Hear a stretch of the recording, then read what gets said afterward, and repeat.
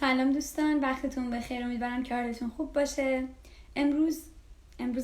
امشب شما در خدمتتون هستم که در مورد یک موضوع خیلی پایه‌ای و چالشی صحبت بکنم: تنفس. خیلیاتون همیشه وقتی میایین مطب یا مثلا با من جلسه آنلاین دارین، سوالی که میپرسید اینه که تنفس دیافراگمی چقدر روی خوندن من تاثیر میذاره، اصلا تنفس دیافراگمی چی هست و مثلا اینجوری که توی باکس هم پرسیده بودیم. قبلا هم من در مورد تنفس لایو داشتم با استاد ابوالقاسمی که قاری قرآن هستن. میدونید که تنفس یکی از مهمترین مسائل توی اجرای حرفه‌ای برای قاریا هست، چون قاریا ازشون خواسته میشه که طولانی، مثلا در حد 40 ثانیه 1 دقیقه بخونن و این محدودیت هایی دارن که شاید خواننده ها و مده ها نداشته باشن، ولی به هر حال برای همه تنفس اهمیت داره و امشب میخوایم در مورد این مسئله صحبت بکنیم.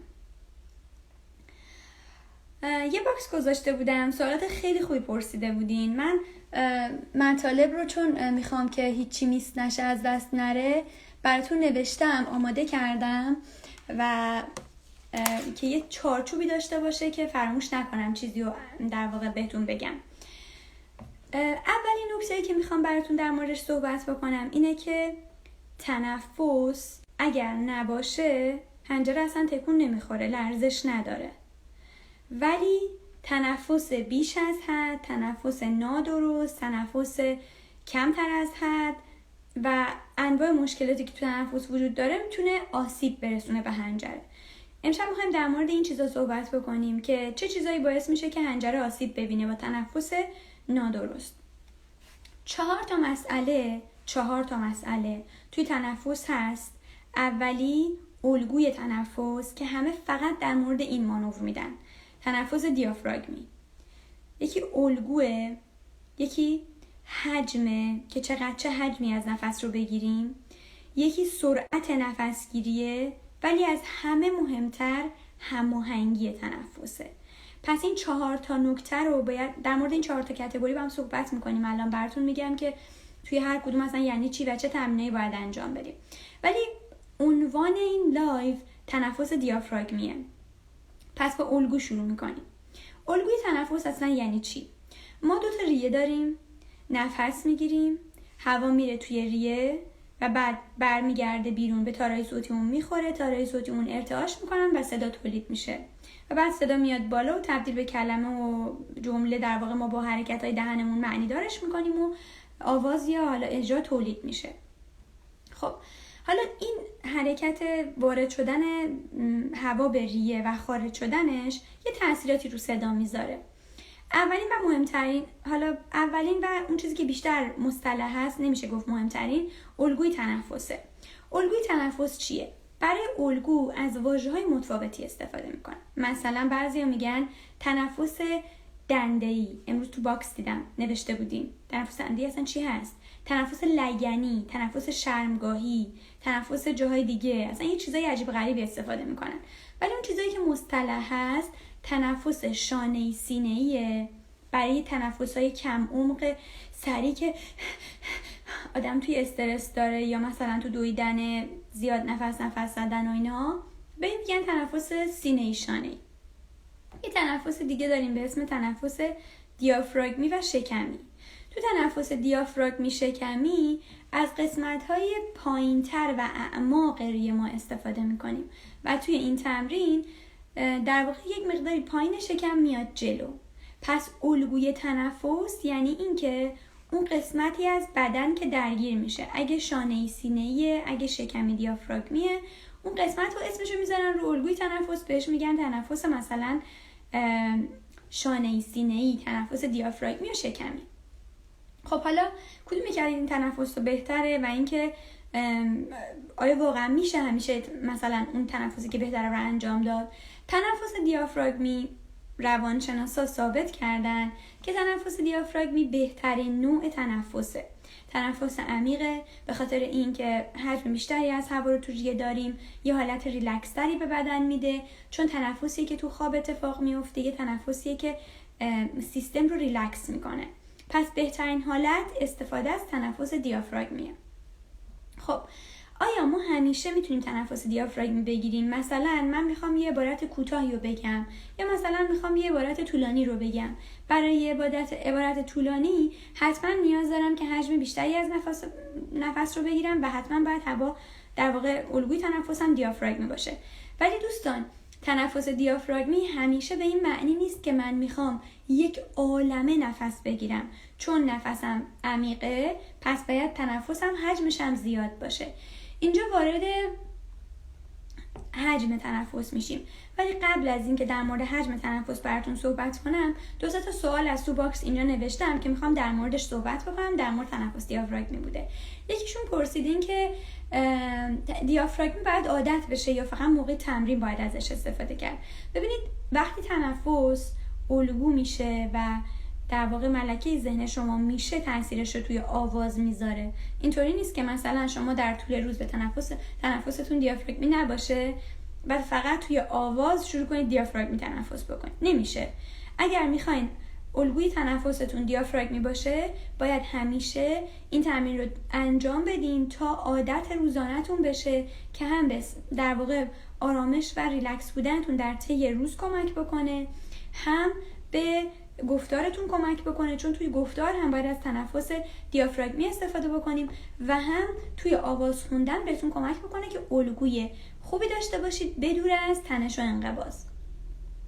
یکی دیگر دوستان پرسیدن تنفس دیافراگمی باعث انقباض میشه در من. 1 ساله که انواع تمرینات رو انجام دادم و حالتهای متفاوت رو طی کردم، تمرین کردم ولی انقباض ایجاد میشه. ایشون سوالیه که دقیقاً به بحث قسمت بعدی مرتبطه. قسمت بعدی چیه؟ حجم تنفس. من بهتون قول میدم تا الان کسی نیومده برای شما تنفس رو به این 4 تا کاتگوری که من براتون تقسیم کردم تقسیم کنه: الگو، حجم، سرعت، هماهنگی. الگو رو گرفتی دیافراگمیه. حالا میریم سراغ حجم. چقدر من حجم بگیرم خوبه؟ آیا همیشه باید یه عالمه حجم بگیرم و تنفسم دیافراگمی باشه یا نه؟ بسته به طول عبارتی که میخوام بگم میتونم تنفس دیافراگمی با حجم کمتری هم انجام بدم. در واقعیت امر به نظر من بسته به جمله‌ای که شما تنفس دیافراگمی تمرین بکن، عمق زیاد تنفس هم تمرین بکن، گستره در واقع طولانی نفس در واقع تخلیه کردن نفس رو هم آموزش ببین، حجم خوبی هم داشته باش ولی به موقع ازش استفاده کن. مثلا اگر میخوای یه عبارتی رو بخونی که کوتاهه نیاز نیست یه عالمه نفس بگیری. مثلا میخوای بگی یه عبارت خیلی کوتاه، مثلا هلو عدل، مثلا میخوای بگی هلو باید بگی هلو بعد کلی هوا خالی کنی، اصلا غیر منطقی به نظر میرسه. شما اون دیافراگمی رو انجام بده، دستتو بذار رو شکم، تنفس عمیق رو انجام بده ولی حجم مورد نیاز تو. مثلا اگر قاری قرآن هستی میدونی که قراره یه عبارت کوتاه یا یه نمیدونم آیه کوتاهی رو بخونی یا وقف داری به زودی، نیازی حجم زیادی از هوا رو بگیری. همون الگوی دیافراگمی رو با حجم معمول تری انجام بده، با حجم متوسط تری انجام بده. ولی اگر قراره مثلا یه آیه رو بخونی که 40 ثانیه طول میکشه، خب قطعا باید حجم هوایی بیشتری بگیری که اینجا مبحث آسیب پیش میاد. خب در مورد حجم اینو باید بگم که ببینید حجم به معنی میزان هوایی که شما توی ریه وارد میکنی، نگه میداری و بعد کم کم خارج میکنی. پس اگر شما هوای خیلی زیادی وارد بکنی، اون هوای زیاد تمایل داره که زود خارج بشه و چون شما تازه کار شاید باشید یا تازه تنفس دیافراگمی با حجم زیاد رو دارید تمرین میکنید، این باعث میشه که فشار به حنجرتون بیاد. خب باید چی کار بکنیم که فشار به حنجره نیاد؟ اول الگوی تنفس دیافراگمی رو تمرین میکنید، بعد توی حجمای کم این کار رو انجام میدید، بعد توی حجمای بیشتر این کار رو انجام میدید. اینطوری چون عضلات بین دنده‌ای شما تقویت میشه، دیگه به حنجرتون فشار نمیاد برای اینکه نذاره هوا خارج بشه. اتفاقا هوا خودش چون ترین شده قفسه سینه و دیافراگم، به مرور خارج میشه هوا و فشار به حنجره نمیاد. پس روی صحبتم توی حجم تنفس به ویژه با دوستانیه که بیش از حد نفس میگیرن و قاری قرآن هستن. این کار باعث آسیب‌های خیلی زیاد میشه. آسیب زیاد اولش انقباض حنجره است. حنجره‌ای که کارش باید تحریر زدن و جوست خوندن نوتا باشه، حالا باید بیاد جلوی خروج کلی هوا مقاومت کنه. خب گفتیم که سوالتون جواب دادم، گفته بودین آیا تنفس عمیق باعث کنترل این جواب ندادم. گفته بودین که چقدر نفس بگیریم، همیشه باید ریه رو پر کنیم یا نه؟ چقدر نفس بگیریم بستگی به حجم ریه، بستگی به اینکه برای چه کاری میخواین اون در واقع چه عبارتی میخواین نفس رو بگیرید فرق میکنه. پس اگر عبارتهای کوتاه میخواین بگیرید میتونید نفس دیافراگمی کوچیک بگیرید، ولی اگر میخواین عبارتهای بلندتری رو بخونید نفس دیافراگمی بزرگتری رو باید بگیرید. یه سوال جالب پرسیدین، گفتین آیا تنفس عمیق باعث کنترل میزان هوای خروجی میشه؟ دوستان ما 2 مبحث داریم. یکی حجم هوایی که داریم میگیریم و این حجم اگه زیاد باشه خب ما میگیم حجم هوای زیادی رو گرفتیم، ولی این به معنی این نیست که ما میتونیم میزان هوای خروجی رو هم کنترل کنیم. اتفاقا یه وقتایی که شما زیاد هوا میگیرید توی مدیریتش بیشتر مشکل دارید. پس بهتون توصیه میکنم برای اوایل اول حجم نفس کمتری رو بگیرید، به مرور زمان بیشتر شد. این یه تمرین بهتون میدم، قبلا هم با هم کار کردیم ولی اینجا روی کردش بیشتر تنفسیه. تمرین تریل. این تمرینیه که من بهتون گفتم اول هوا زیاد نگیرین. اگه اول هوا زیاد بگیرید، چون هوایی میخواد بیاد خارج بشه نمیذاره لباتون منظم و هماهنگ حرکت بکنه. دیافراگمی هوا رو بگیرید، تایم بگیرید، 15 ثانیه رو بکشید. این برای اوایل کاره. برای کم کم که میرید جلوتر اینو باید وارد گلیساندوش بکنید و نه فقط گلیساندو یه دونه 5 تایی، مثلا 5 تا 5 تایی. تنفس دیافراگمی میگیریم،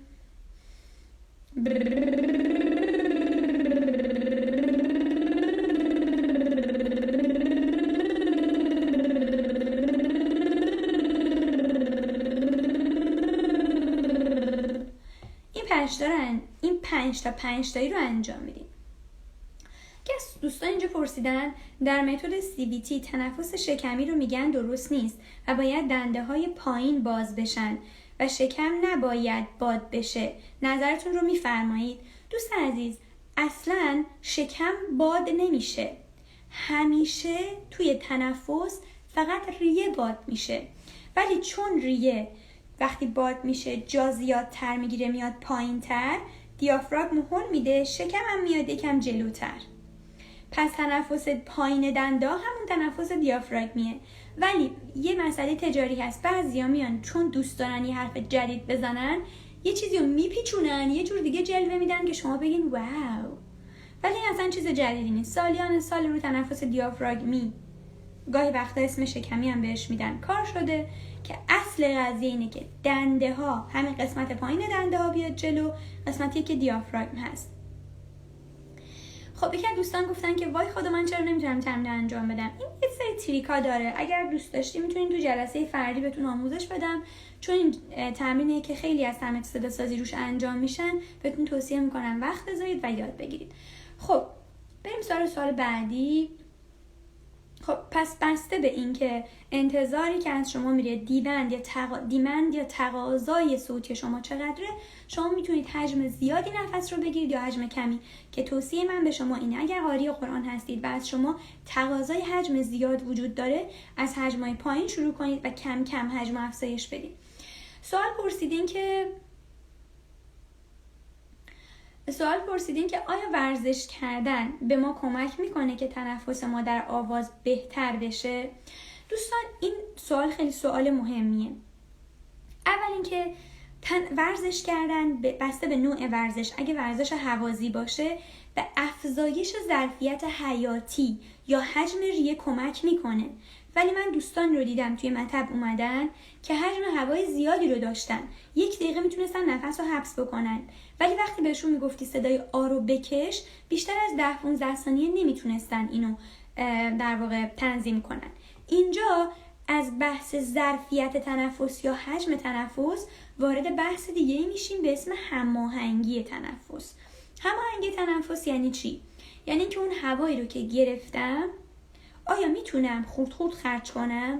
آیا میتونم به موقع و تنظیم شده خارج بکنم؟ آیا تو نوتای اوج میتونم حجم هوا رو کمتر کنم که به حنجرم فشار نیاد؟ آیا میتونم این هوایی که گرفتم و حبس نکنم و بعد از این که میخوام خوندنم تموم شد رها کنم؟ اینا مشکلاتیه که در واقع به وجود میاد. یه سوال جالب پرسیدین، گفتین خانم دکتر چطور میشه درجات صوتی رو بالا رو با فشار کمتری رو تارهای صوتی انجام بدیم؟ اگر شما لایو تمرینات اوج دیده باشید که یکی از معدود لایوهایی که من رو پیج گذاشتم و بر نداشتم، توی اونجا گفتم مهمترین آیتمی که به شما کمک میکنه نوت‌های بالا رو درست بخونید اینه که تنفستون رو تنظیم کنید. چون یکی از مهمترین مشکلاتی که شما تو تنفس، تو هماهنگی تنفس دارید اینه که میخواین اوج بخونید، یه عالمه هوا میگیرید، به زور اون هوای میخواین تارهای صوتیتون رو بکشین، نوت‌های بالا رو بخونید و اتفاقی که پیش میاد انقباض، آسیب تارهای صوتی تو نوت‌های بالا و آسیب به مرور زمان تو نوت‌های پایینه. پس اینجوری نیست که ببخشید استفاده میکنم، خرکی نیست که هر چقدر زور بدیم بهتر نوت‌های بالا رو بتونیم اجرا بکنیم. باید کار کنیم با تریل و تمرین‌های دیگه، با آموزش جای صدا و حفرات تشدید که تارهای صوتی رو تو اوج سبک بکنیم. و این اولین قدم هماهنگی تنفس، اولین قدم برای اوج خوندن خوبه. چجوری؟ ببینید وقتی من نفس میگیرم کلی و این نفس نیاز به مدیریت داره. وقتی من زیرساخت نداشته باشم، تمرین نکرده باشم، گرفتن نفس زیاد به من آسیب میزنه. خب چجوری باید اینو درست کنم که این آسیب رو نبینم؟ ببینید اولین قدم اینه که شما تنفس دیافراگمی بکشید.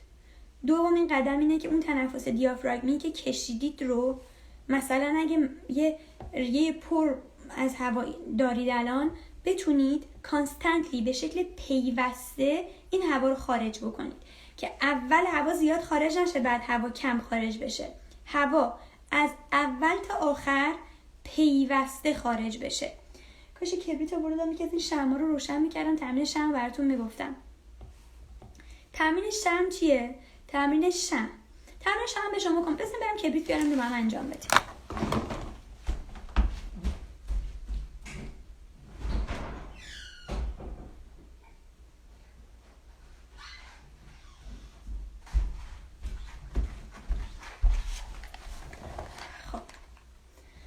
فکرشو نکرده بودم ولی یادم که خب شمع داریم میشه انجام بده، چرا که نه.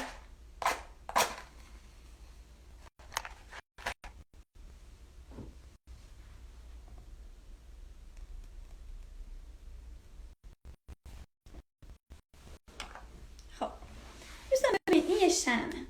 خب من میخوام این شمع با این شمع به شما یاد بدم که یعنی چی که من کانستنتلی با ثبات هوا رو میخوام خرج بکنم.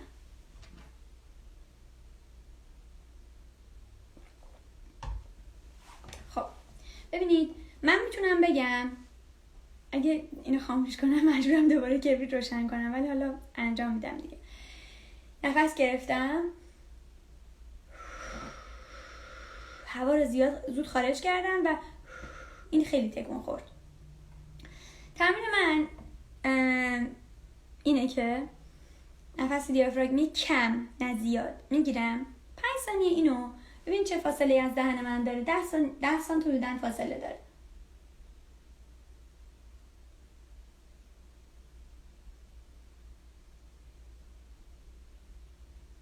اینو چندین ثانیه، 5 ثانیه، 6 ثانیه اینو تکونش میدم.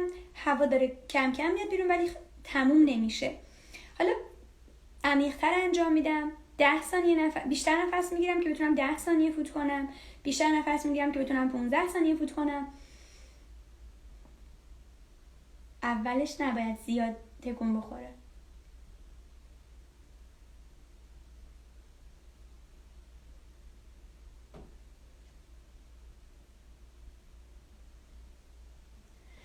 و الی آخر. حالا چقدر نرماله؟ چند ثانیه نرماله؟ چند ثانیه نرماله؟ ببینید توی آقایون که ظرفیت تنفسیشون بیشتر از خانوماست، حداقل 35 ثانیه باید بتونن صدای آ رو بکشن. تریل یکم کمتر میشه تمرین، مثلا تمرین تریل رو به نظر من اگه آقا هستین 25 ثانیه انجام بدین خوبه، ولی خانوما اگر صدای آ رو بتونن 25 ثانیه الی مثلا 30 ثانیه بکشن خوبه، و توی تمرین تریل 15 الی 20 ثانیه رو انجام بدن خوبه. حالا بذارین یه تست دیگه بکنیم رو تمرین تریل. یعنی من تمرین تریل انجام بدم و نت رو اینجا نوشته نت ضعیفه. تمرین تریل میخوام انجام بدم و ببینم این شمع چجور تکون میخوره. تمرین تریل چرا خوبه دوستان؟ تمرین تریل خوبه به خاطر اینکه شما نیاز به شمع ندارین. خب نیاز به شمع نداری، میتونی از رو تکون خوردن لبت بفهمی هوا داره خارج میشه. حالا ببین تفاوت تمرین تریل با این تمرین چیه دوستان. تمرین شمع تمرینی که شما آواسازی ندارین، فقط میگین فوت میکنی. خب یکی از دوستان پرسن اگه این که شمع اصلا تکون نخوره اشتباهه. بله واقعا داری تکون، مگه داری جریان هوا رو خالی میکنی باید حتما تکون بخوره. از کجا میخوای بفهمی که این نمادیه برای اینکه جریان هوا داره تکون میخوره. حالا یه نکته اینجا بهتون بگم دوستان، هر تمرینی که توش آوازسازی نداشته باشه کمک نمیکنه به حنجره.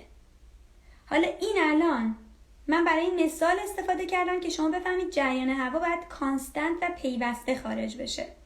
حالا تمرین تریل رو باش ببینیم چه جوری میشه. من تا تست نکردم.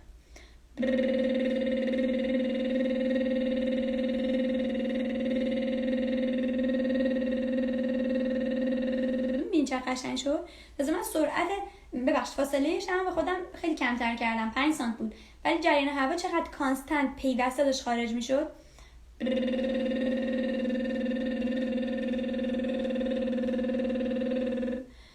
خب این یه مثال بود برای اینکه شما بفهمید هماهنگی تنفس یعنی چی. دوستان بعضی از افراد هستن وقتی که بهشون میگی مثلا نفس بگیر باید بتونی بیشتر نفس رو بکشی، نفس میگیره، بعد که نفس رو گرفت میخونه بعدش میگه کلی از هوا مونده بود و خارجش نکرده بود. و این نشون میده که وقتی که داشت آوازسازی میکرد حنجره داشت متحمل فشاری میشد برای نگه داشتن هوا توی ریه. تمرین شمع خوبیش اینه که عضلات بین دنده شما رو تقویت میکنه. خب یکی از دوستان این سوال پرسیدن، گفتن که کنترل صدا توی دهان شکل میگیره یا تو دیافراگم. سوال خیلی خوبیه دوستان. ببینید کنترل صدا یه مسئله چند سیستمیه، هم ریه درگیره، هم دیافراگم درگیره، شکم درگیره، قوز کردن درگیره، زیپ شدن تارای صوتی درگیره، جای صدا درگیره، همه اینا درگیره. اصلا نمیتونی بگی تو دیافراگم دارم هوا رو کنترل میکنم یا مثلا تو دهن دارم کنترل میکنم.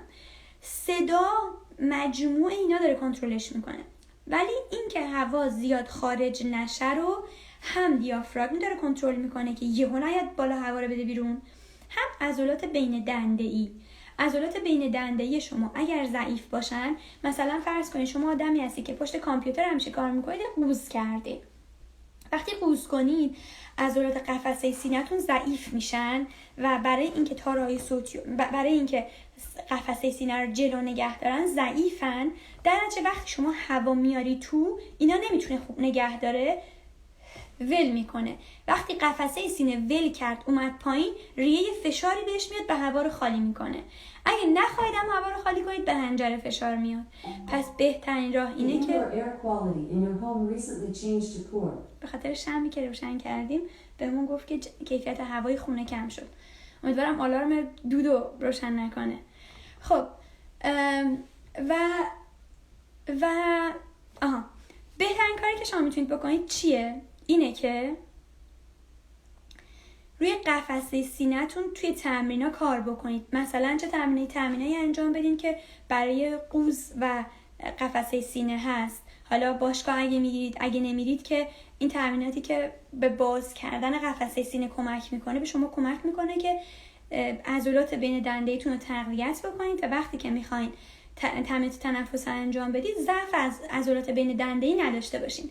حالا بهترین تمرین چیه برای تقویت عضلات بین دنده‌ای؟ تمرینات دیافراگم و هماهنگی تنفس و الگوی تنفس. خوندن بهترین تمرینی که شما بخونی.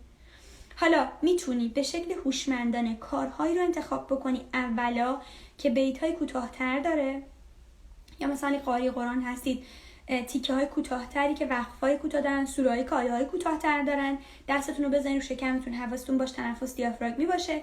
به مرور زمان آیه‌ها یا بیت‌هایی رو انتخاب بکنید که طولانی‌تر باشه و همش حواستون باشه که یه دونه نفس بگیرید اون بیتو کامل بگید، دوباره یه دونه نفس بگیرید اون بیتو کامل بگید و به مرور زمان می‌بینید که ظرفیت تنفسیتون و هماهنگی تنفسیتون بیشتر شده. خب ما در مورد 4 تا چیز صحبت کردیم. الگوی تنفس که باید دیافراگمی باشه، حجم تنفس که میتونه کوچیک یا زیاد باشه بسته به اون عبارتی که میخوایم بخونید بعد تنظیم بشه حجم، پس همیشه قرار نیست حجم زیاد داشته باشیم.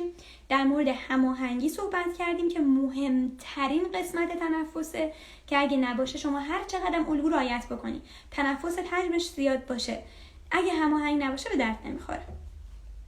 میرسیم به مبحث 4، سرعت نفسگیری. اینجا یک سری سوال پرسیده بودین در مورد اینکه ما کار آواز انجام میدیم، تمپوی کارمون بالاست، آیا باید موقع تمپوی بالا هم تنفس دیافراگمی داشت؟ ممکنه نشه، چیکار باید بکنیم؟ دوستان اینجا باید تمرینات سرعت رو انجام بدیم. اول اینکه یه چند تا نکته برای دوستانی که کار تمپو بالا انجام میدن مهمه. اینکه از دهن نفس بکشید یا از بینی. از بینی نفس کشیدن مهمه به خاطر اینکه بینی هوا رو تصفیه میکنه، گرد و خاکا رو میگیره، یه رطوبتی بهش میده، یه گرمایی بهش میده که وقتی رسید به حنجره کمتر با خودش آلودگی و خشکی آورده باشه. پس از بینی بهتر نفس بگیرید.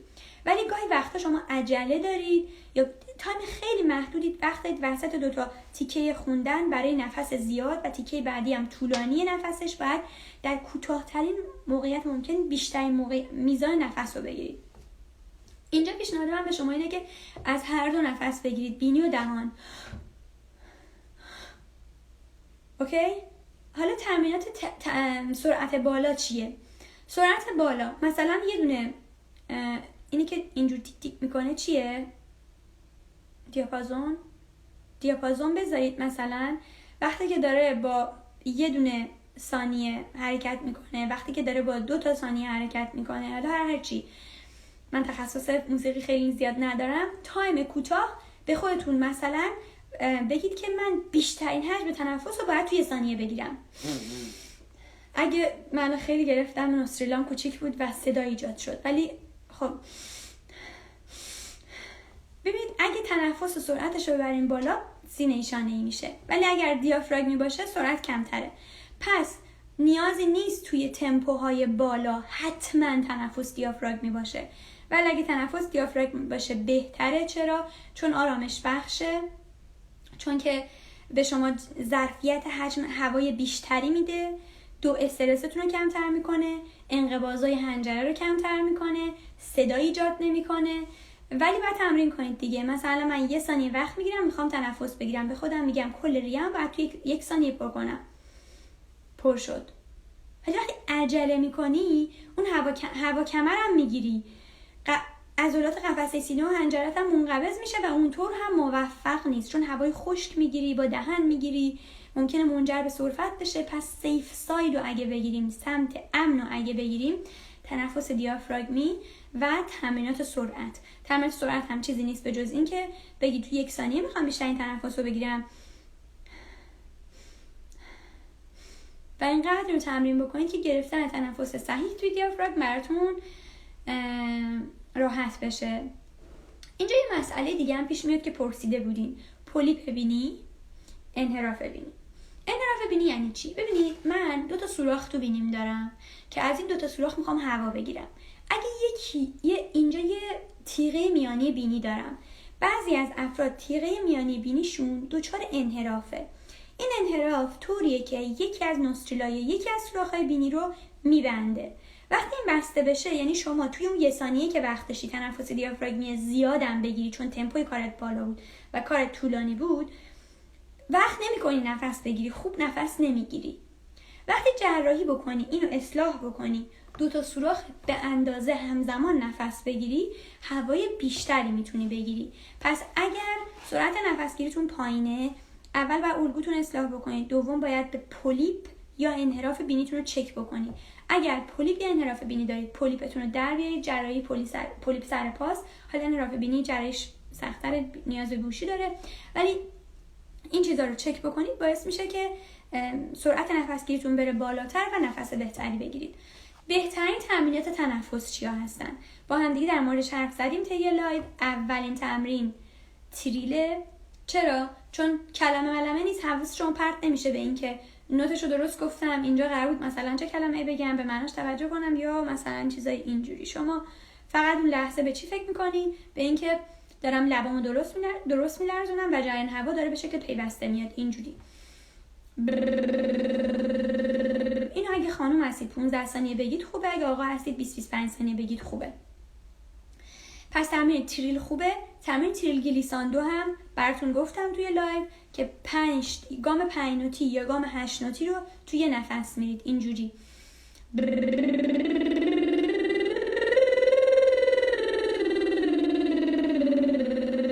این 8 نوتی بود، 5 نوتی هم همینجوری. یه چیزی الان به ذهنم رسید بهتون بگم. ملودی بعد اینکه تمرین تریل و تریل گلیساندو رو تمرین کردیم برای تنفس که گفتم 5 تا 5 تایی بگین.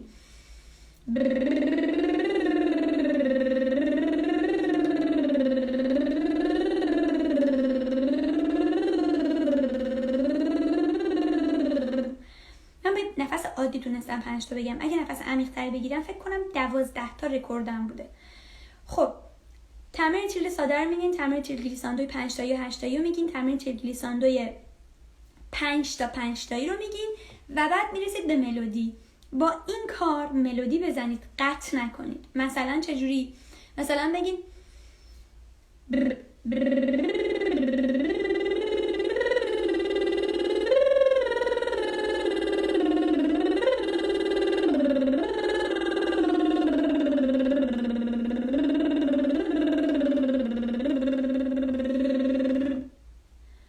از اونجا تا پاینده ماشت جاودان رو خوندم با یک نفس بدون اینکه قطعش کنم.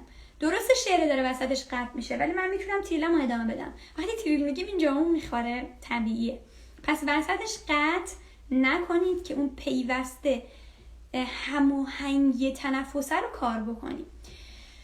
یه تمرین خیلی ساده دیگه هم هست که کشش مصوت هاست. اگر شما تو تمرین مشکل دارید کشش مصوت انجام بدید، مثلا کرونومتر بذارید بگید یه تقلبم بهتون بدم. اگه صدای ای بگید و یک کوچولو نوتش رو ببرید بالاتر، طولانی تر میتونید بگید. چون صدای ای های پیچه، تارای صوتی نوت بالاتری دارن، تارای صوتی زیپ ترن، احتمال اینکه خروج هوا بیشتر بشه کمتر میشه. یعنی شما هوای کمتری خارج میکنید و جریان هوای طول این آوازاتیتون هم بیشتر میشه. خب این چند تا تمرین بود برای تنفس. امیدوارم که انجام بدیم بهتون کمک بکنه. بریم در مورد آسیب‌های تنفس صحبت بکنیم. اگه سیگار میکشی، قلیون میکشی یا ورزش نمیکنی یا هر کاری میکنی که توی محل کارت، حالا با مواد شوینده کار میکنی، با آزبست کار میکنی، تو محیطای صنعتی هستی که گرد و خاک و اینجور چیزا، مثلا کابینت کاری، این چیزا تو محیطت هست، باعث میشه که به تنفست آسیب بزنه و همون روی خوندن هم اثر میذاره. اگه آسما، آلرژی داری، همه اینا باعث میشه که ظرفیت تنفسی تو کم بشه. ولی هنوزم میتونی رو هماهنگی تنفسیت کار کنی، هنوزم میتونی رو الگوت کار بکنی. ولی لطفاً اگر میتونی بیشتر از خودت مواظبت کنی، حتما این کارو بکن. سیگار و قلیون و اینها حتما باعث کوچیک شدن ظرفیت ریه میشه. حالا نمیدونم کلیپاشو دیدید یا نه. اگه این ریه ما باشه، یه سری نایژه های کوچولو مثل درخت توی ریه هامون داریم که وقتی ما سیگار میکشیم یا هر گونه دخانیاتی که مصرف میکنیم، به مرور زمان نایژه ها فلج میشن.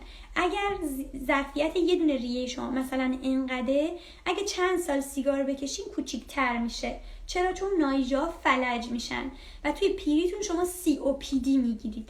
COPD یعنی چی؟ یعنی یک عفونت مزمن تنفسی که به خاطر مصرف احتمالاً سیگار یا حالا کار کردن تو محیطایی که آسبست یا مواد سمی بوده، ظرفیت و حجم ریه کوچیک شده و